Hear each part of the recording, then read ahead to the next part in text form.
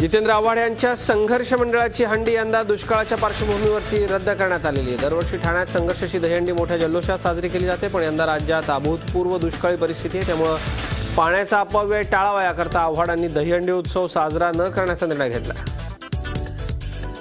करावा असं जितेंद्र आव्हाड यांना वाटलं नाही। ही भूमिका आज उघड झाली असं मत भाजपचे मुंबई अध्यक्ष आशिष शेलार यांनी व्यक्त केलं। आव्हाडांनी हे नाटकबाज आणि नौटंकीपणा थांबवावा असंही ते म्हणाले। किरकोळ बाजारामध्ये कांदा 100 गाठण्याची दाट शक्यता आहे। कांदा उत्पादनात सगळ्यात मोठी बाजारपेठ म्हणून प्रसिद्ध नाशिक जिल्ह्यात घाऊक विक्रीचा दर आज क्विंटल मागे 5700 रुपयांच्या घरात पोहोचला। उच्च दर्जाच्या कांद्याला 5700 रुपयांचा भाव मिळतो।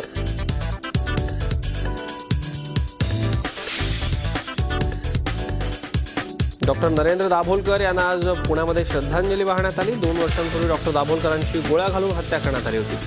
तेव्हापासून मारेकऱ्याचा शोध घेणाऱ्या तपास यंत्रणांचे हात आजही रिकामे आहेत।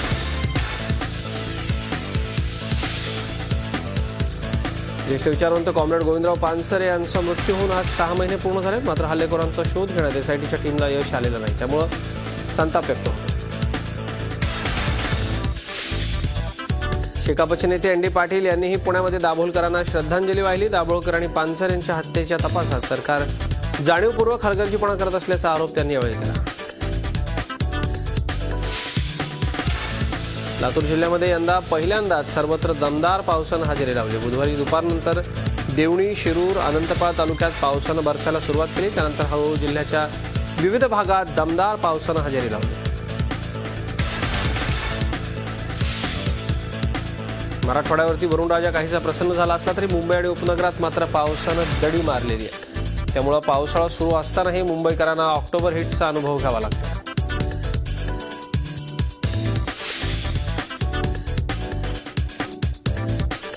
परदेशातून भारतात प्रवेश करणाऱ्यांना 25,000पेक्षा कमी किमतीच्या वस्तू आता जाहीर करण्याची गरज नाहीये। कस्टम बॅग डिक्लेरेशन ऍक्टमध्ये बदल करण्यात आलेत।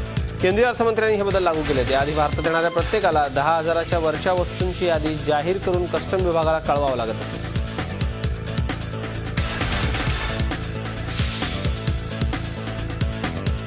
रिझर्व्ह बँकेनं बुधवारी संध्याकाळी 11 पेमेंट बँकांच्या परवानग्यांना तत्वतः मान्यता दिली। यामध्ये पोस्ट खातं, Reliance Industries, Aditya Birla Nuvo, Paytm, Tech Mahindra, Fino, Airtel farmers, Vodafone, M-Pesa अशा देशातल्या बड्या कंपन्यांचा समावेश आहे।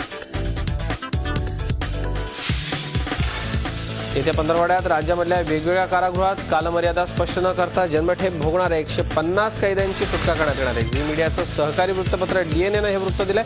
येत्या काळामध्ये एकूण 500 जणांची सुटका करण्यात येणार असल्याचंही डीएनएचं वृत्त आहे।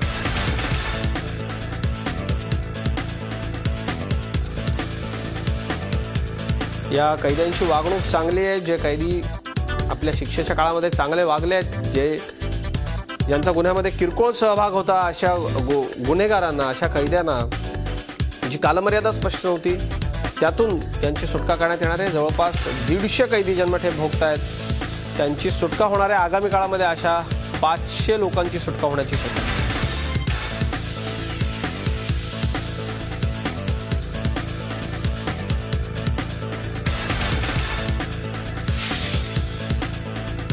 सीएनजी फिटनेस घोटाळ्याच्या चौकशीच्या नोटिफिकेशन विरुद्ध हायकोर्टात अर्ज देण्यात आलेला आहे। उपराज्यपालांच्या परवानगी शिवाय नोटिफिकेशन देणं बेकायदेशीर असल्याचं याचिकेत म्हटलं गेलं आहे। या प्रकरणी हायकोर्टानं दिल्ली सरकारकडून 23 सप्टेंबरपर्यंत उत्तर मागवलं आहे।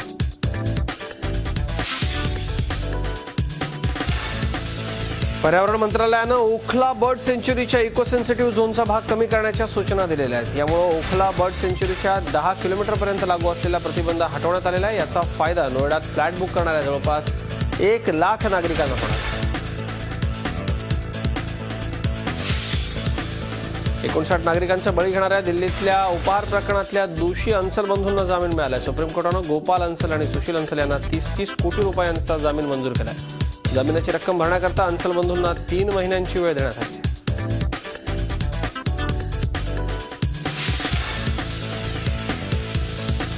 दिल्लीत झालेल्या बिहार सन्मान कार्यक्रमात नितीश कुमार आणि केजरीवालांनी पंतप्रधान नरेंद्र मोदींवर निशाणा साधला। बिहारमध्ये विधानसभा निवडणुकीत केजरीवाल जिंकण्याची भविष्यवाणी यावेळी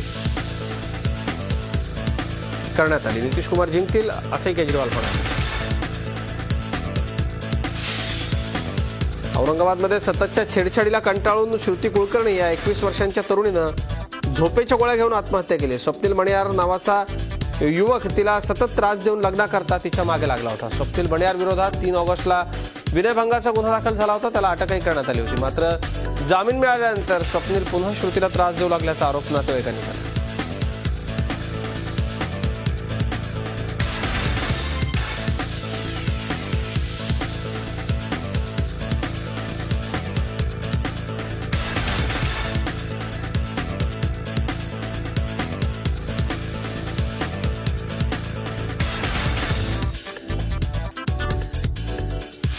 सूर आता सर्वत्र उतरले आहेत. मुंबई विद्यापीठाच्या कलिना कॅम्पस परिसरात अनेक विद्यार्थी संघटनांनी रस्त्यावर उतरून मोदी सरकारच्या विरोधात घोषणाबाजी केली आहे. समता विद्यार्थी परिषदेच्या विद्यार्थ्यांनी लोकगीताच्या माध्यमातून या दडपशाहीच्या विरोधामध्ये आपला रोष व्यक्त केला.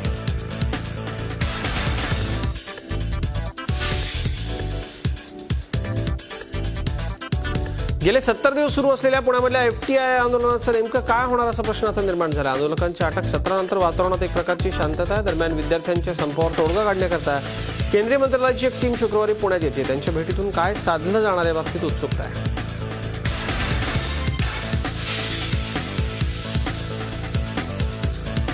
भारताच्या कनिका कपूर हिनं मिस एशिया खिताब पटकावला. कोच्चीत झालेल्या स्पर्धेत जवळपास 15 देश सहभागी झाले होते. मिस फिलिपिन्सची मॅरी नथानीनं दुसरा तर अझरबैजानच्या जायलानं तिसरा क्रमांक पटकावला.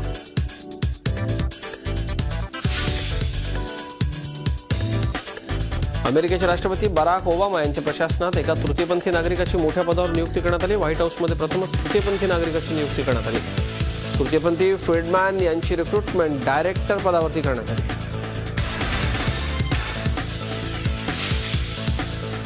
पाकिस्तानात एका अभिनेत्रीची गोळ्या घालून हत्या करण्यात आली. पुख्तूनख्वा भागात मसरत शाहीन नावाच्या अभिनेत्रीची शाहीसमोर गोळ्या घालून हत्या करण्यात आली.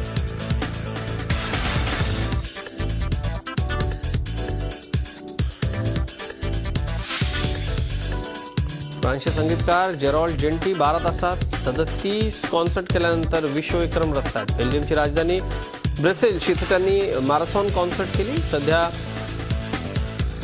याचा जल्लोष आनंद साजरा केला जातो. दुपारपासून अर्ध्या रात्रीपर्यंत त्यांनी फॅन्सना आपल्या संगीताच्या तालावरती थिरकायला भाग पाडले.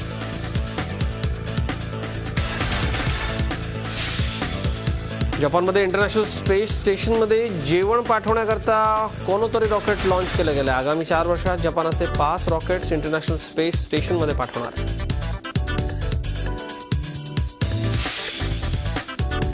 बँकॉकमध्ये झालेल्या बॉम्बस्फोटातल्या अजून 2 संशयितांची पोलीस चौकशी करतात. या हल्ल्यामध्ये अधिक दहशतवादी सामील असल्याचा संशय पोलिसांना वाटतो. सीसीटीव्ही फुटेजमधील एक पिवळा शर्ट घातलेली व्यक्ती संशयास्पदरित्या फिरताना आढळून आली.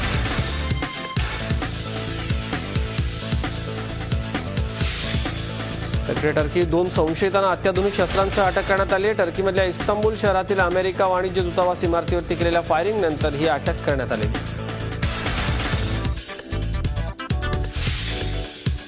येमेनच्या श्रीमंत भागात सौदी अरेबियाकडून होणाऱ्या विमान हल्ल्यात सामान्य नागरिकांची हत्या होते. अशाच एका 2 मजली इमारतीवरती केलेल्या हल्ल्यात 20 नागरिक ठार झाले.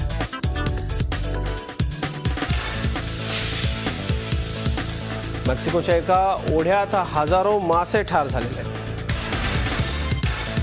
या घटनेनंतर जेलिस्को भागात महारोग पसरण्याची शक्यता सरकारकडून वर्तवण्यात आली. फॅक्टरीच्या खराब पाण्यामुळे हे मासे ठार झाले असण्याची शक्यता.